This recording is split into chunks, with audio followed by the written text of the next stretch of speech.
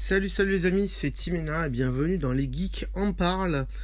Aujourd'hui, une émission où vous pouvez le constater, il n'y aura pas d'émission numéro 13 puisque vous devez certainement vous en douter. Donc émission 14 et on va parler de Days Gone. Ça fait longtemps qu'on n'a pas parlé d'un jeu. Days Gone, un jeu de zombies prometteur, mais vraiment prometteur. Alors j'ai marqué prometteur parce que j'avais pas vu le dernier trailer, mais quand je vois le trailer, c'est encore plus prometteur, quoi. C'est vraiment énormissime.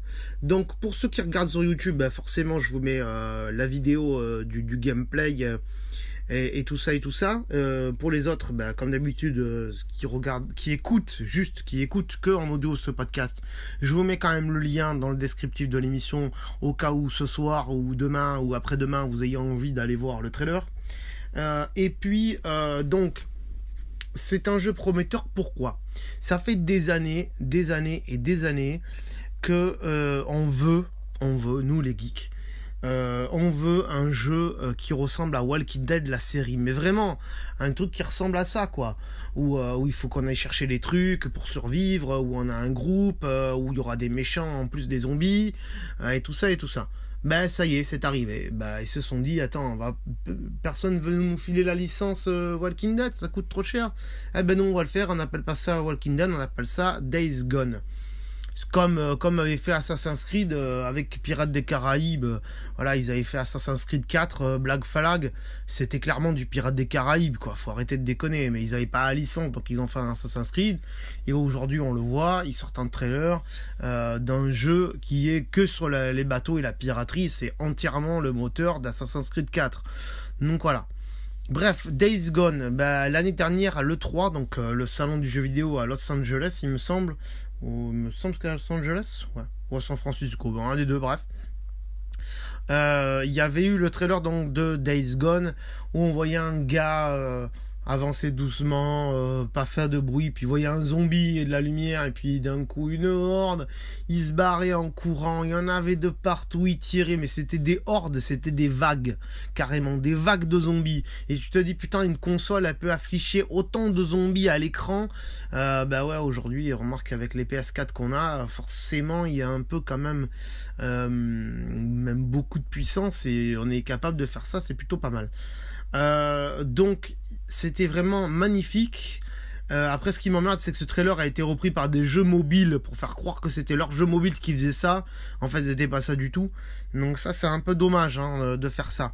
Autant tu leur fais de la pub sur YouTube, tu expliques c'est tel jeu avec tel trailer et tout, et qu'on te casse les couilles derrière, c'est pas normal. Mais là, que quelqu'un se serve de ta vidéo pour faire la promotion d'un autre jeu qui n'est pas celui-là, là ouais, on peut taper sur les gens. Bref, cette année, à l'E3, il y a encore eu un trailer, enfin c'était plutôt du gameplay là. Et là, alors là, on en a pris plein les yeux. D'ailleurs, c'est le seul jeu, je crois, qui était potable à l'E3 cette année, parce que tous les autres, les lapins crétins et Mario avec des pistolets laser, franchement, déjà Mario avec des pistolets, ça m'étonne que Nintendo ils aient laissé passer ça. Mais bon, bref, Mario et les lapins crétins. Non, mais alors là, je sais plus où on va, mais bon, bref. C'est n'importe quoi. Résultat, après il y en a qui vont aimer Mario et les lapins crétins, surtout pour les enfants, ça peut être sympa, mais moi j'y crois pas des masses. Et là, Days Gone, alors le trailer, bah, vous le voyez, pour ceux qui sont en vidéo, il montre une phase de gameplay où on a une moto, on peut se balader de partout. Ça ressemble un peu à ce que faisait The Last of Us à l'époque sur PS3. Donc c'est le même moteur que Tomb Raider, que tous ces jeux là, Assassin's Creed, Horizon, ouais, c'est les mêmes moteurs. Et là, c'est joli aussi, c'est très joli. Donc il nous montre que il passe à travers des zombies, vous le voyez, pour ceux qui ont la vidéo. Et après il se planque et il pose une bombe dans un truc et machin. Mais il montre ça l'été par exemple, ou au printemps.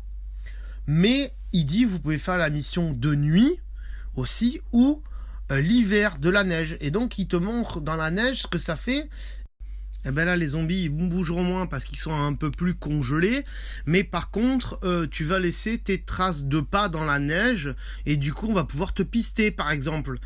S'il y a quelqu'un qui est derrière toi, qui te surveille, ce genre de truc, où on va pouvoir voir, je sais pas, que tu fais du bruit en marchant dans la neige, ce genre de truc.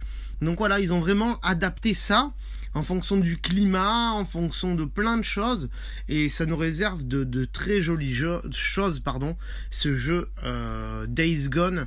C'est, pour moi, il faudrait en voir encore un peu plus pour voir si c'est vraiment du Walking Dead, mais ça y ressemble vachement en tout cas. Et c'est très très prometteur. J'espère que ça sort d'ici la fin de l'année.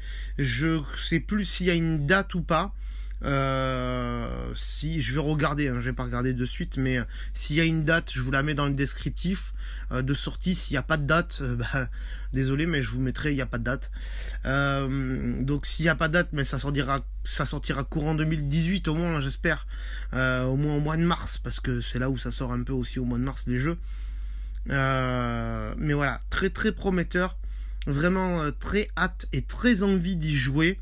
Ça fait pas mal de temps, ça fait même 0 temps qu'on n'a pas eu un jeu comme ça, des jeux de zombies. Qu'est-ce qu'il y a comme jeu de zombies aujourd'hui? The Last of Us, Resident Evil les gars, franchement, alors ce que c'est devenu Resident Evil, t'as à faire une émission sur Resident Evil. Voilà, donc moi je dis c'est un très beau jeu, donc à surveiller de très près. N'hésitez pas à me dire dans les commentaires YouTube ce que vous en pensez, pour ceux qui sont sur YouTube, de ce jeu, si ça vous donne envie de l'acheter ou pas, et puis de mettre un pouce bleu si cette émission vous a plu bien sûr. Voilà les amis, que dire d'autre?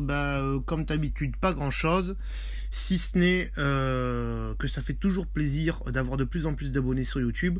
Ça me fait aussi plaisir les gens qui me suivent en podcast, sur PodCloud ou sur iTunes, peu importe. Voilà, ça me fait énormément plaisir. Et donc, comme j'ai dit, la prochaine fois, on fera une émission sur Resident Evil. Voilà, bisous, à très bientôt, ciao.